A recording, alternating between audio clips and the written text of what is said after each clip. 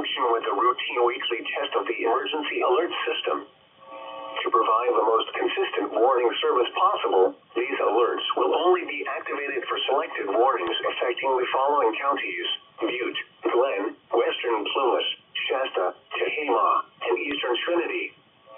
To repeat, this has been a test of NOAA Weather Radio's warning device. This is only a test. We now return to our normal programming.